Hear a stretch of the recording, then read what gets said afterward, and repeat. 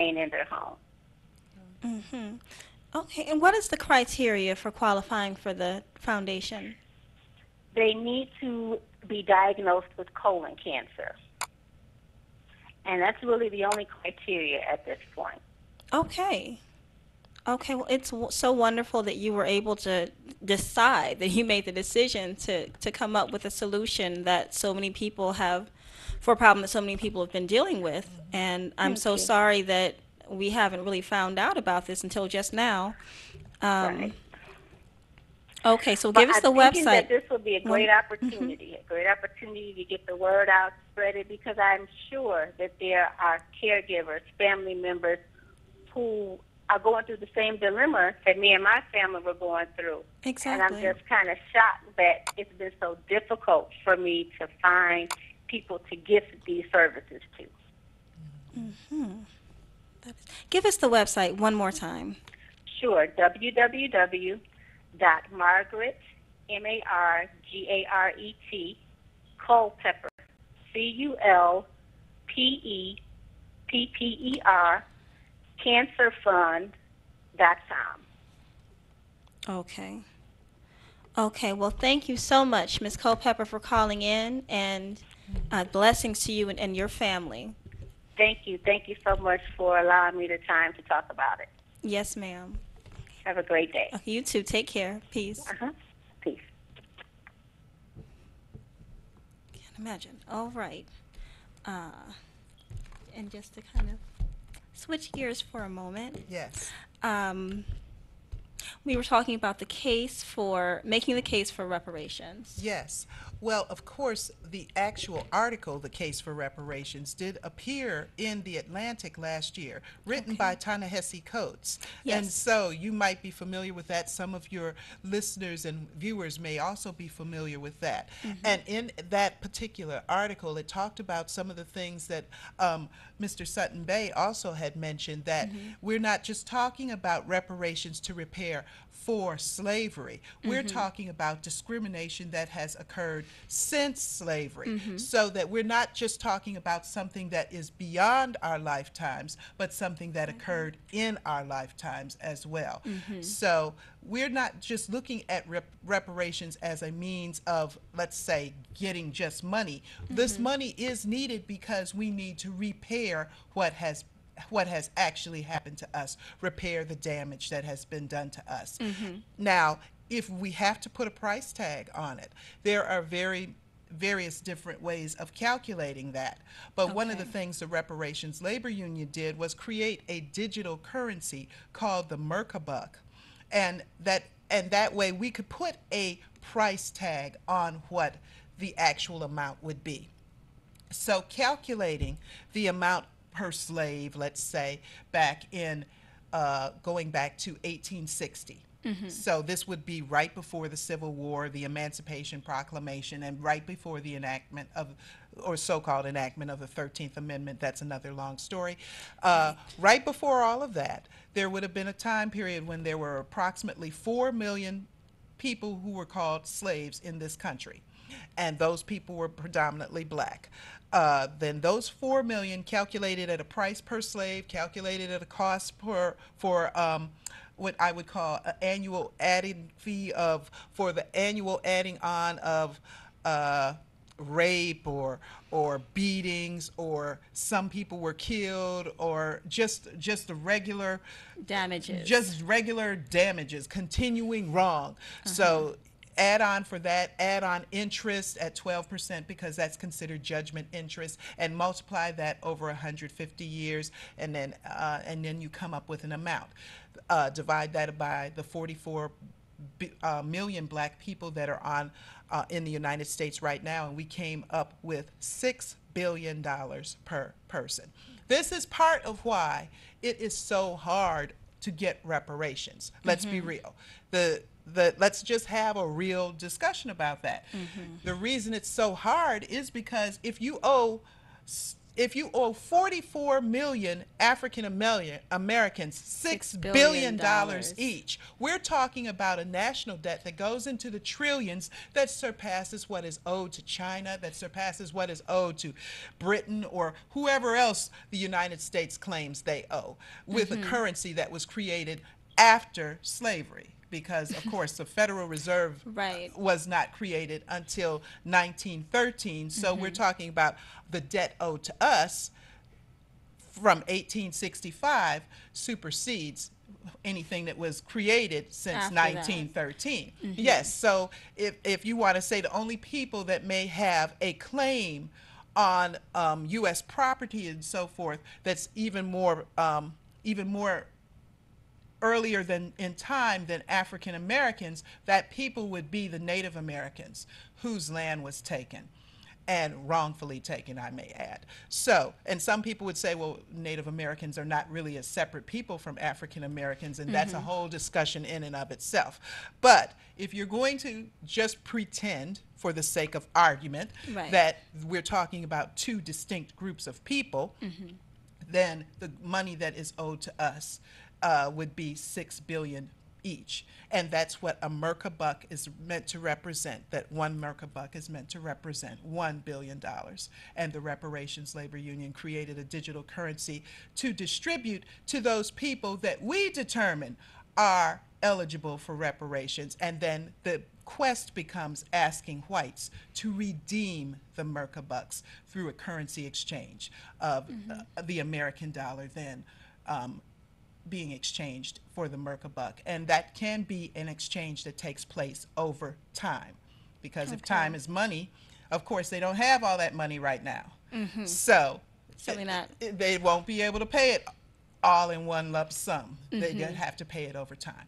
Okay, so explain the Jubilee Lottery. All right, the National Jubilee Lottery was just one more way where we said this could make reparations voluntary, so that it could then be something that would be a win-win situation and something enacted so that it could be done right away.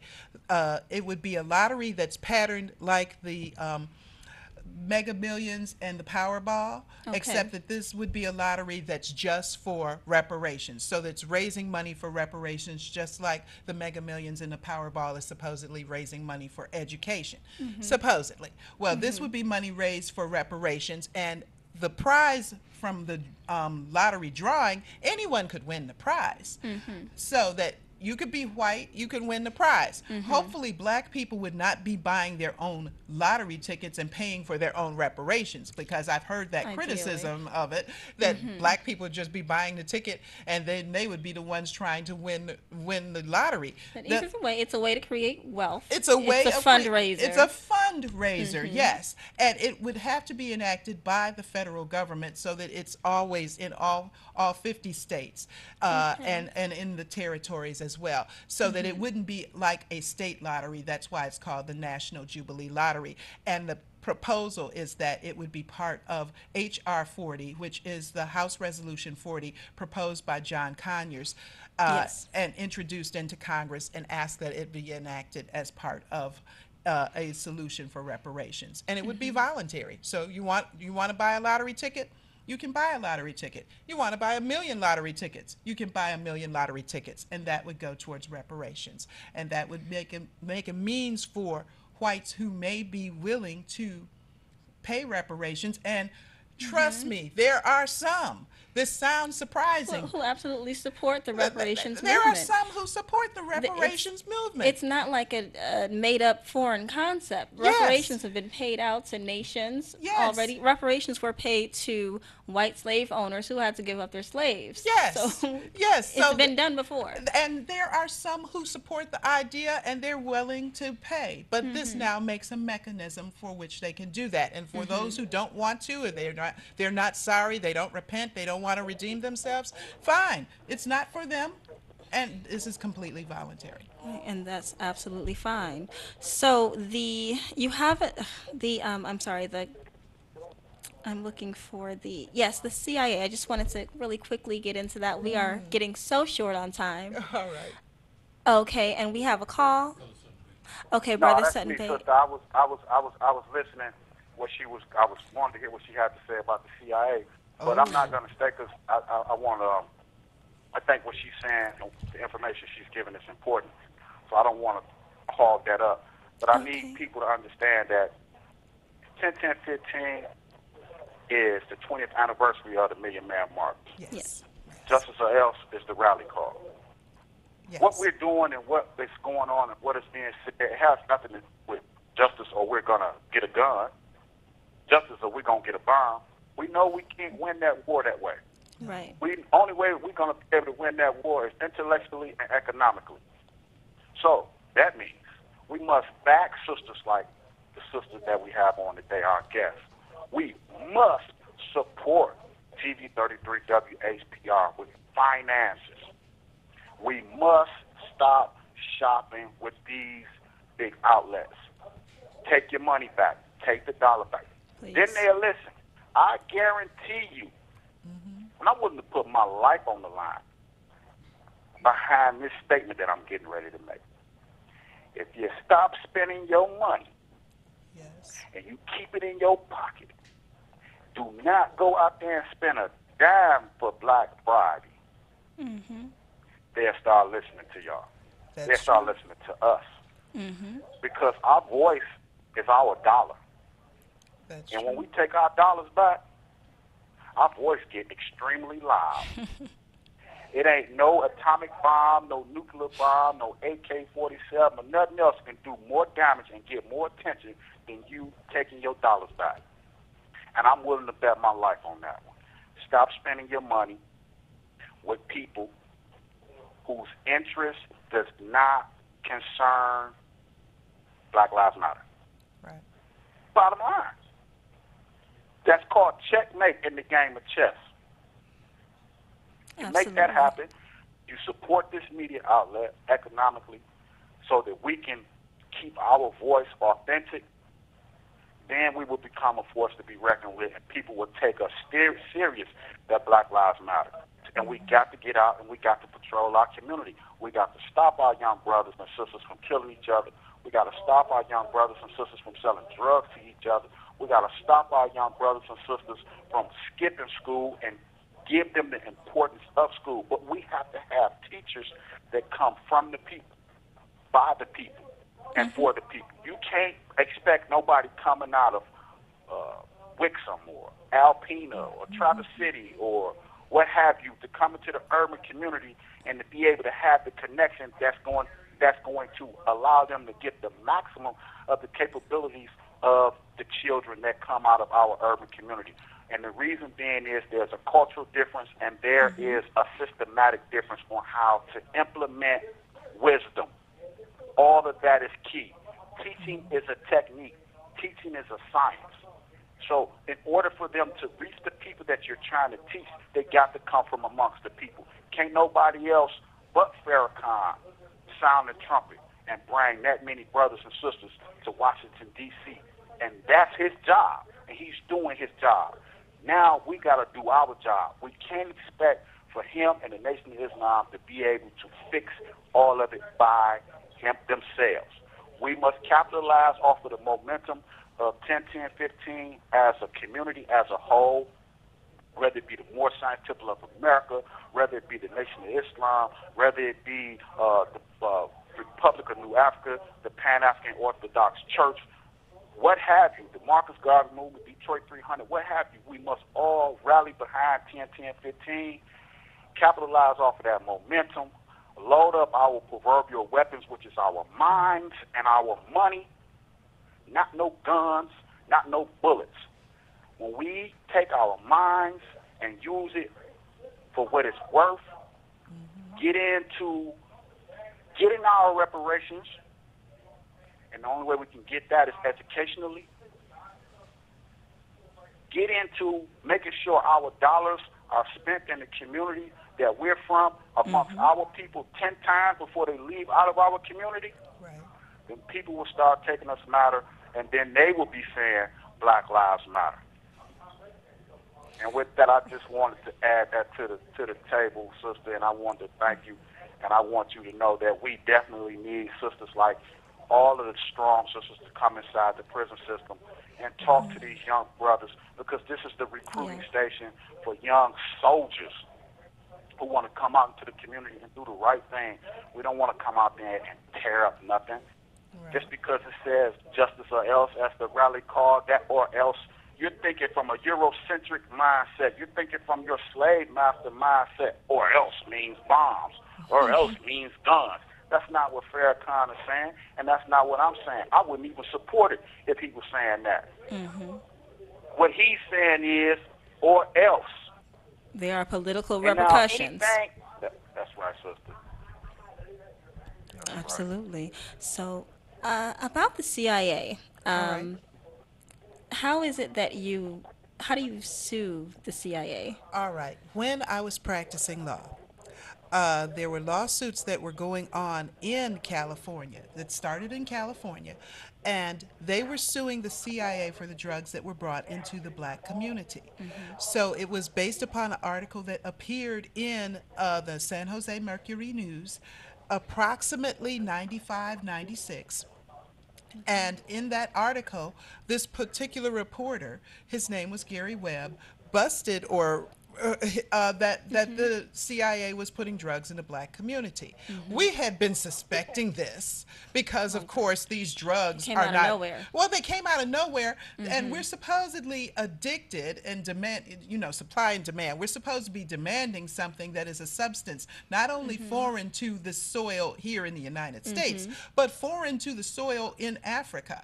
So how would be the organic demand for that sort of thing? You had to bring it here, and since we were poor and black, and we had no planes, no boats to bring anything over from Asia, so that would have been heroin, which is surging again. I won't even go into that.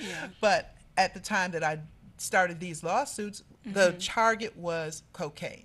So now we're talking about something we have no contacts in South America.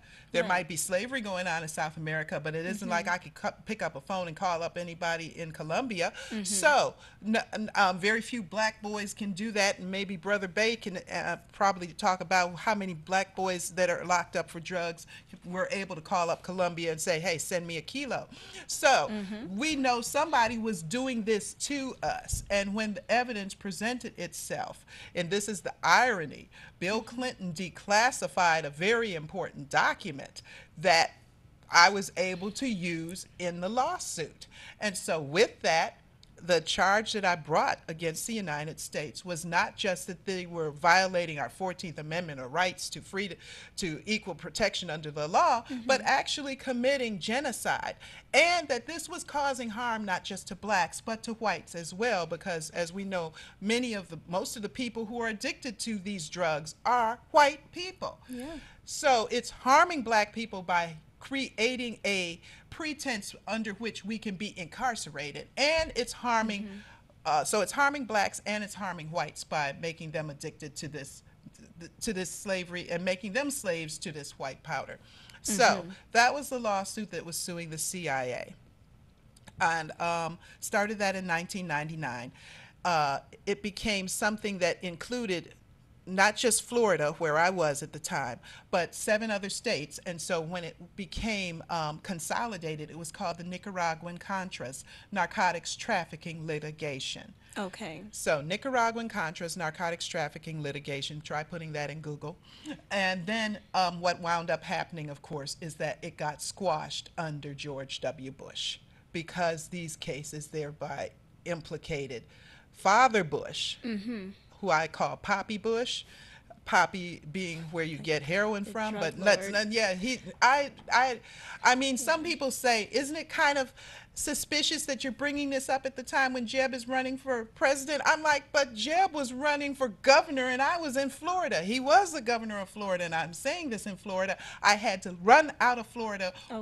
I had to run out of there for my life. But, of course, his brother is running for president because this was 2000. These offices can be used to gain what is called sovereign immunity.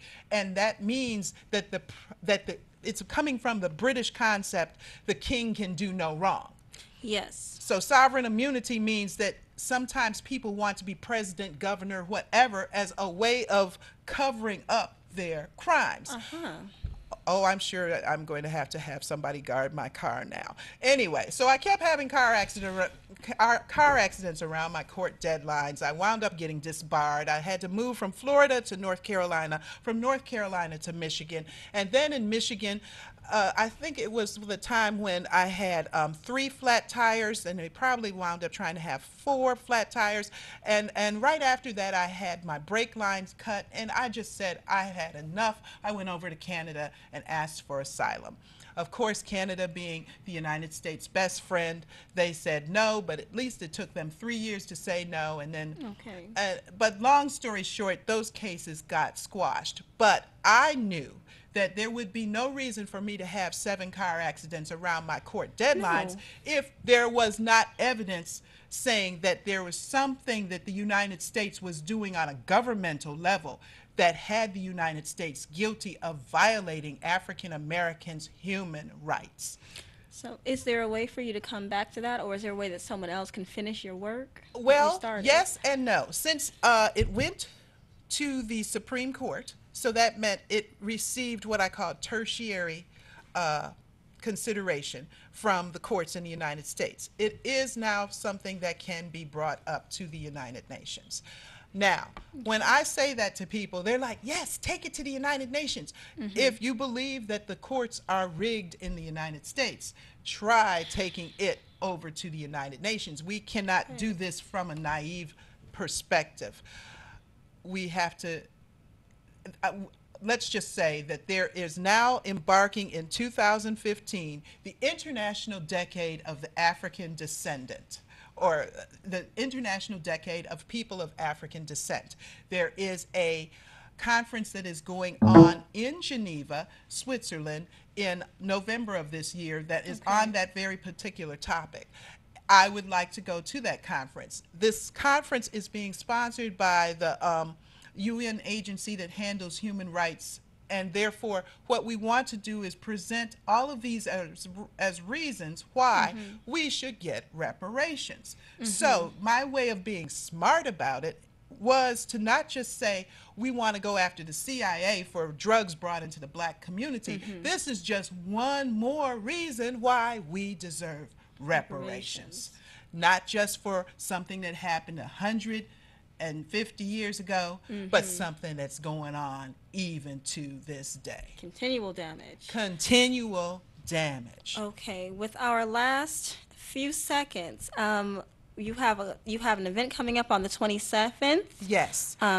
Guardians of the Temple and Police Interaction Legal Defense Alert Program. Yes. Which is located on Bagley, 2701 Bagley. How can we get more information about that? You can go to the website, reparationslaborunion.org, and I'll say that again, reparationslaborunion.org, or call 313-736-5505, and I'll repeat that, 313-736-5505, because not everybody is internet savvy. So reparationslaborunion.org, or you can go to 313-736-5505 and get more information about the upcoming event, where we're going to talk about the app that can go on your phone, and it can be used with the Guardians of a Temple. We didn't even get to talk about that. No. That is a security program for houses of worship. I don't want to say just churches, but synagogues, mosques, a lot of different houses of worship can participate in this to make sure that we don't have another South Carolina incident reoccurring where people are being preyed upon while they're praying. We want to protect our First Amendment rights, and sometimes that might mean armed security. So that's the Guardian of the Temple app, and then also the app for the Police Interactions Legal Defense Alert. Come learn about that on Thursday, which will be August the 27th at 6:30 p.m. at Repair the World. That address is 2701 Bagley here in Southwest Detroit. Come and learn about the app and learn about joining the Reparations Labor Union. Okay, great. Thank you. And please come down on Thursday. Please find a way to get in touch with this woman.